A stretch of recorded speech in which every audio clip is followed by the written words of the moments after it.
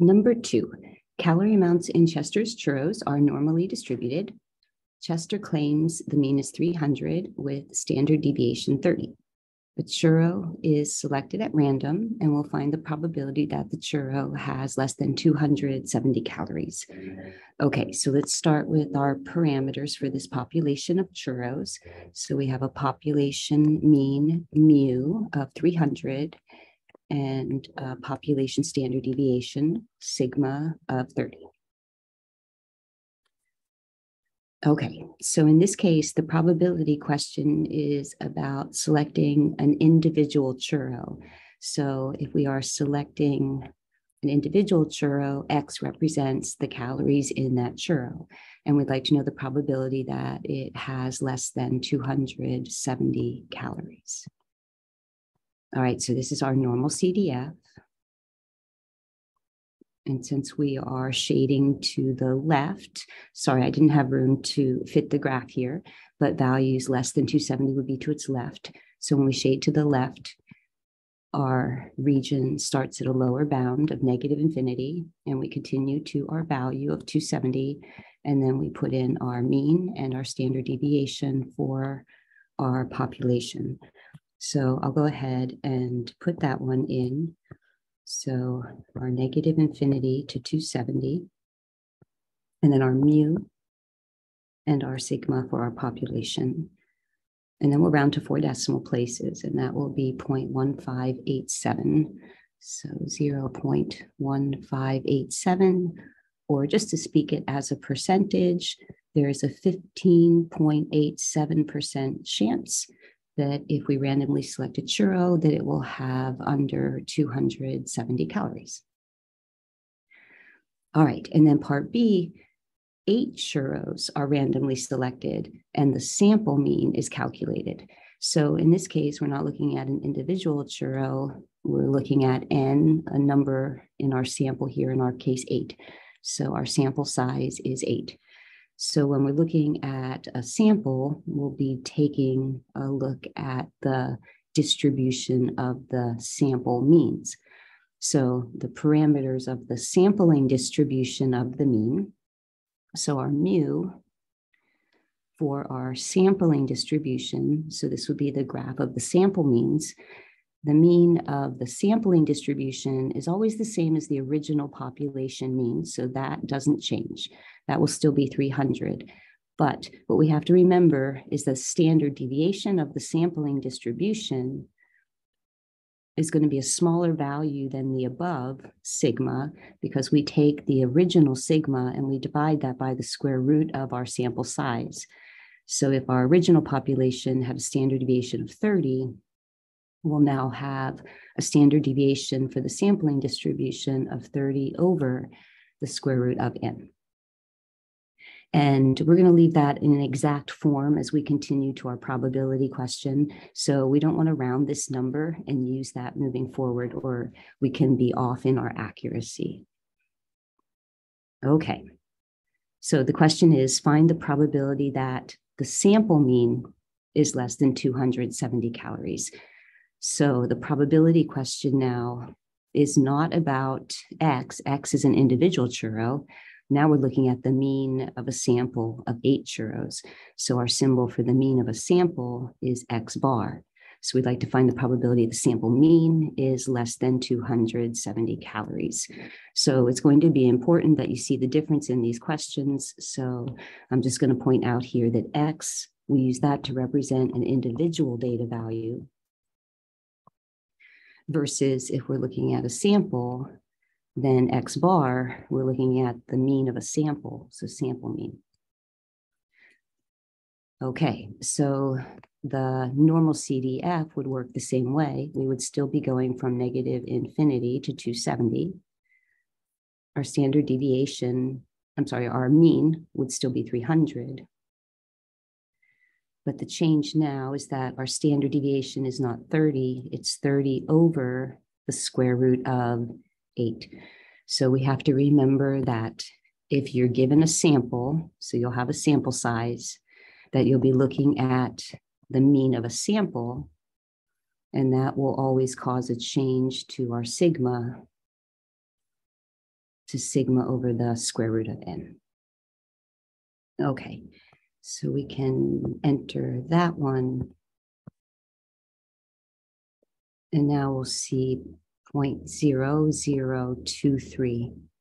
So 0.0023. So that's a very small probability. I'll put that as a percentage. So that would be 0.23%. So that's even smaller than 1%. So a very small chance that if we have an average of 300, that 8 churros would average under 270. Okay, so this is an application of the central limit theorem. So I'm just going to abbreviate CLT. Central limit theorem says that the parameters of the sampling distribution are those. And then we can apply this and do any probability question. Okay, so we'll do one more. And this one, I do have a graph that's drawn to scale for us. So let's take a look at number 3. Suppose the heights of adult men are normally distributed with a mean of 70 inches, that's 5'10", and a standard deviation of 4 inches, and X represents the height of a man in this population. All right, for part A, find the probability that a randomly selected man has a height greater than 74 inches. So for this question, we're selecting just an individual man. There's no sample given, just one person. So for the population, the mean was 70 inches. Standard deviation is 4 inches.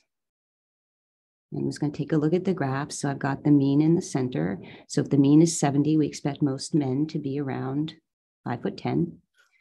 But there are going to be men taller. And in particular, we want to look at this area, the percentage of men that have heights greater than 74 inches. All right, so let's write this question. So they want to know the probability that X, and let me actually put my X over here. So this is the graph of X. So this is an individual person. So every individual will be somewhere on this graph. And we'd like to know the probability that an individual man has a height greater than 74 inches. Okay, so this is our normal CDF.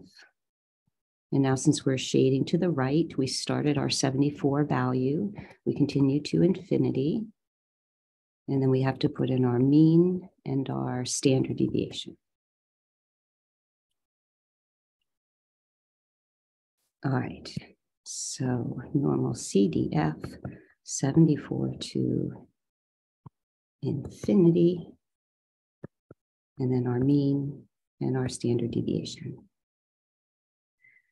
And that will be 0.1587, so 0.1587, or 15.87% chance. So on my graph, then the area that's shaded is going to point to it over here. So this shaded area represents the fact that 15.87% of men in this population are taller than 74 inches or 6'2". Okay, and then we'll compare that with part B. So for part B, it says 4 men are randomly selected and their heights are recorded. Find the probability that the sample mean is greater than 74 inches. All right, so now we're into our central limit theorem because we're looking at a sample. I'm going to put my n down here. So now our sample size is 4. So on our graph here, we wouldn't be graphing individuals. Our axis would be the mean of a sample. So now we're looking at sample means for groups of 4 men selected at random. Okay, so the sampling distribution of the mean, so that's the name for this graph, sampling distribution of the mean. The population mean of that distribution is still 70, so the mean always remains the same as it was for the original population. But now we can see that this graph is going to be less spread. In other words, most of the graph now is going to come towards the center. So our standard deviation is going to change. It won't be 4 any longer. Our formula for our new standard deviation is sigma over the square root of n. So in this case, our original sigma was 4, and we divide that by the square root of n, and n in this case was 4. So that's going to be 4 divided by 2, which is just 2. So that is not a rounded number because this was a perfect square. So I can actually enter this one as a 2 because it's not rounded as I head to my probability. All right, so let's find our probability. So now the question would be probability that the mean of the sample for these 4 men, so X bar, is greater than 74. So I'm just going to highlight again that it's important that you understand that X is if we're picking an individual, X bar is when you're picking a sample and looking at the mean of the sample. And then otherwise, same as before in terms of normal CDF, starting at 74, and we shade to infinity. Standard deviation is 70. I'm sorry, mean is 70. And now our standard deviation is no longer 4. It's smaller. It's dropped down to just 2. All right, so when we enter this, we're going to get a smaller area here because, again, the graph has moved most of it towards the center. So we'll enter that one.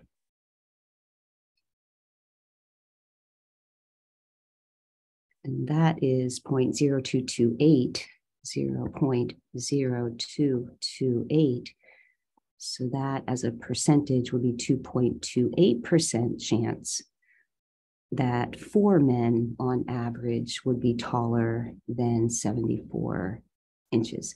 So that area, I'm just going to point to it again here, that area is only 2.28%. So a much smaller chance that a group of 4 men would average to be such a tall value, as opposed to individuals would have a bigger chance of being this tall compared to the average. All right, so that is hopefully a good summary of the central limit theorem. I'm just going to write CLT next to this again. So when we look at the sampling distribution of the means, we're applying the central limit theorem.